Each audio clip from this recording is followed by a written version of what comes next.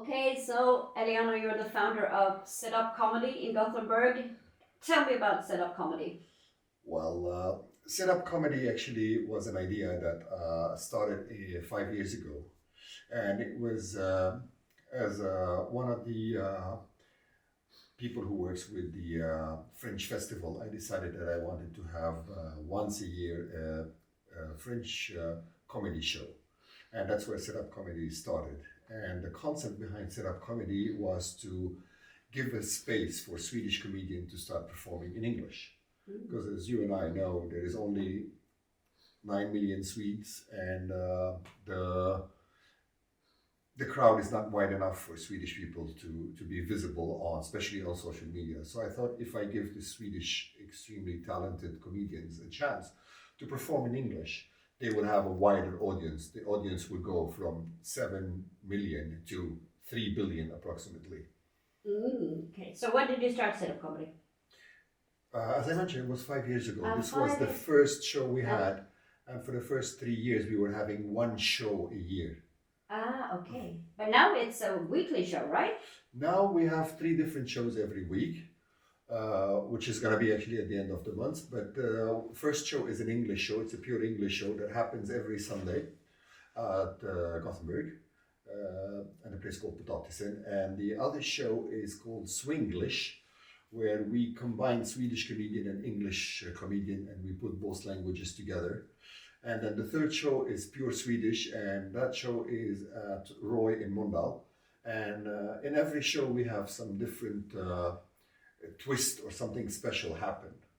Give an example, like what, for example? When it comes to the English comedy show, which is actually, it's when we combine together Sit Up Comedy and Gothenburg English Comedy, which was found by Joe Egan, which actually is the person who gave me the chance to perform my first stand-up.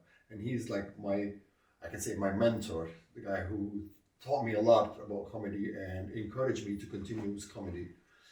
We combine these 2 shows together, and we bring a comedian from outside Sweden. First show we had Rory O'Hyland, for example.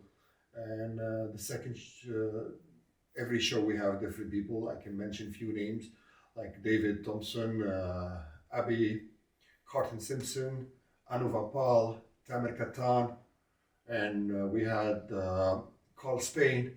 And what we did more than that is that with Carl Spain, for example, we did a workshop where Carl Spain was able to give 2 days workshop for the comedian. And they were able to rewrite their jokes, learn a few tricks about how to perform, and we're going to continue with that. And it's also, because now you mentioned a few quite big names, but it's like a mix of people maybe doing English one of their first times and pretty big names as well, right? That's the main idea. If I'm a comedian and I want to perform for the first time, if I would organize a show tomorrow, I'm going to go and perform for 10 people maximum. But when you bring big names to the picture, and then you inject it with this small comedian, this comedian will get the chance to perform for a wider audience, a bigger audience. And performing in front of bigger audience, it's a different experience. I can tell you that. And how hard is it to get Swedish comedians to perform in English? Funny story. Some of them, they really want to, and some of them are not comfortable at all. And especially when you reach to a certain level, where you are performing on a higher scale and you're very comfortable with your Swedish, and then you tell someone, come and perform in English. And the same thing happened to me when I switched from English to Swedish. First time I went on the stage with the English comedy, I was scared, I was shaking. It's frightening to be on stage. And then today when I go back on the stage and trying to perform in Swedish, I have the same feeling. So these comedians, they don't want this feeling. They don't want to be stressed. They don't want to feel the same feeling they had the first time they ever performed. So the whole idea, once I had 2 comedians that it was hard to convince, and we were traveling together in the car, going to perform in Karlstad. And I was supposed to perform in English, and that was the first time ever I have performed in Swedish. And I challenged the comedian with me in the car, and I told her, I said, if I perform tonight in Swedish, you will perform in English at my show. And she said yes. So on the road, it was 2-hour drive, and I was just trying to translate few words. I rewrite my whole script in Swedish, and I perform for the first time ever in Swedish in Karlstad. And that was a challenge that I'm using today, that every time somebody tells me, oh, I cannot perform in English, it's not my first language, I said, listen, English is not even my first language. Swedish is not my third language. Swedish is my fourth language, and I'm doing it. If I can do it, anyone can do it. Yeah, because you never perform in your mother tongue, right? Not yet, not yet. Why not? It's a project that we're planning on, but I'm still trying to find the right people. As I mentioned, another thing about stand-up comedy is a stage for everyone. Anyone wants to try can come and talk to me. We book a date and we invite them to the stage. And today I'm trying to find Arabic-speaking comedians so we can start the same thing in Gothenburg, where we encourage Arabic people, because Arabic people are really funny. They're not just tourists. So what's Arabic humor like? Oh, Arabic humor is, I think, is very open. It's very wide. It's very wild comedy. It has no limit. And comedy is not something new in the Arabic world. I mean, we had huge comedians over the 10 decades that I remember so many of them. Big names that made it internationally, and there are several Arabic comedians today that are performing in English, and they become an international icon. But still, here in Sweden, it's still very low-key, very unrecognized by the society, and that's what that's our next step now. And maybe in the future, we might be a stage for all languages. We're gonna try to start a show in every single different language and helping to the community to integrate together. Nice. As I said, I would never thought as before. One day I will have a show in Swedish, and today we have a show in Swedish. And what we're trying to do in that show, in order to stand out, is trying to invite comedians all the time from outside Gothenburg. So we have new guests all the time. We had big names, we had small names. We had all kind of different people, but we were trying always to have a special guest. Victor Klemming was on our show. Branne Pavlovic was on our show. Magnus Bettner once was very generous to come and visit us. I mean, all these comedians are so lovely, so nice. They're very supportive. You just need to get to know them, get close to them, and they are amazing people. And you always learn from them. Yeah, because I know that you have comics traveling, but you also travel with set-up comedy, right?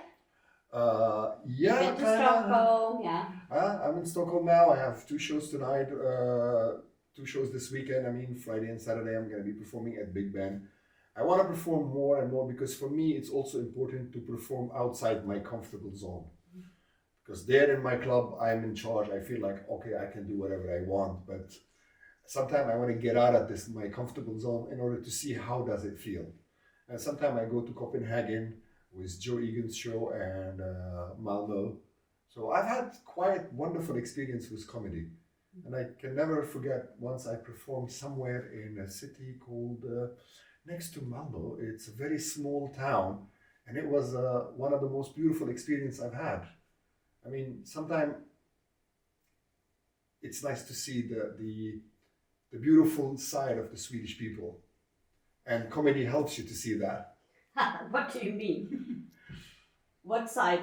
The friendly side, the happy side, the comedy side of Swedish people. Swedish people love comedy more than people think. Okay. And I think there is a very wide audience for comedy in Sweden, and I like that. So what got you into stand-up in the first place? Where did you start? It started, I used to go to the Gothenburg English Comedy Show, and I got the chance to meet Joe Egan, and he said, oh, do you want to try sometime? And he's the one who encouraged me, and that's how it all started. Because when I was young, I was doing theater, and I learned one thing. If there's one thing that I've learned, and I'm 100% sure, is that it's very easy to make people cry comparing to make people laugh.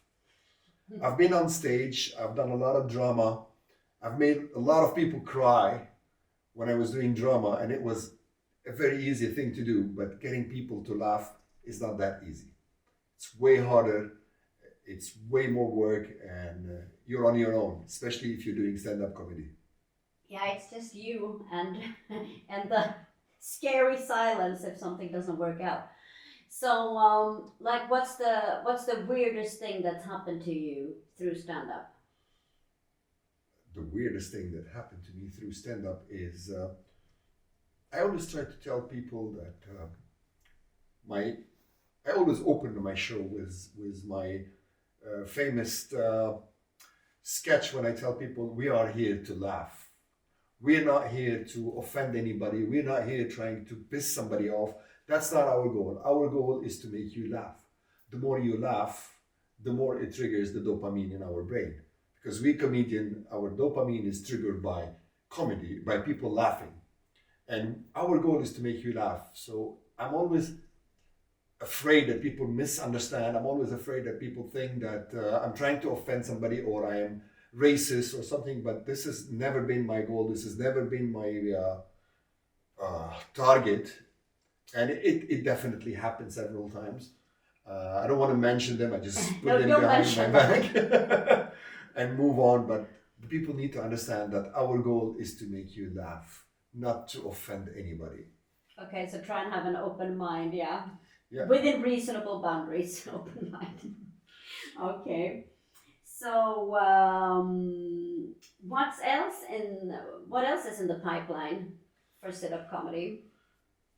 What else in the pipeline for stand-up comedy? Now we're trying to focus more on making more workshops. So, and we're trying to create something that the Swedish community doesn't have when comedians sit together and brainstorm. And this is not happening very often. I go to so many shows and I see the comedians, they don't sit together. They sit separate. They don't share ideas. They don't finish each other's jokes. Sometimes you have a joke stuck in your brain and you want an idea to continue this joke, or you have an idea and you want to just some more ideas to be able to build it up. And usually in Europe, I notice, especially in the UK, comedians sit together and brainstorm. And I got the chance every time I invite all these big comedians to come. I invite them to stay at my guest house, and when they stay at my guest house, I got the privilege to spend time with them. And by spending time with them, I learn a lot and they help me a lot. And especially after we do the show together, they tell me, okay, you know what, you can add this to this joke, or you can add that to this joke.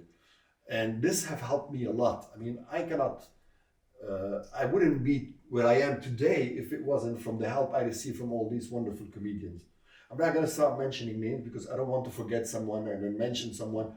You can go on our Instagram and see all the people that have been there, and I promise you, every single one that visited sit-up comedy have helped me in somehow to become a better comedian. I mean, each person has their own brain and their own wiring and their own associations that they bring that add something to the joke you've already made, pretty much. But okay, do you have to finish up? Do you have like a dream guest for sit-up comedy? What would be the ultimate comedian to have visit? The ultimate comedian to visit sit-up comedy is. It's my dream to have Al Pitcher on my show one day, because he's the biggest in Sweden and he's the most popular English-speaking comedian in Sweden. This is my ultimate dream, to be honest. And on the other side, my dream is that we will be able to make the Gothenburg Comedy Festival one day. And we're working on that. I'm working on that with several comedians from Gothenburg. It's our dream to make it come true. We're gonna try to see if we can find sponsors or somebody to finance it. Otherwise, we're gonna do it by ourselves. Nothing's gonna stop us. We're gonna try to make Gothenburg make Gothenburg great again. We're gonna make Gothenburg comedy great again. Okay, yeah, that sounds great. Thank you. Thank you very much.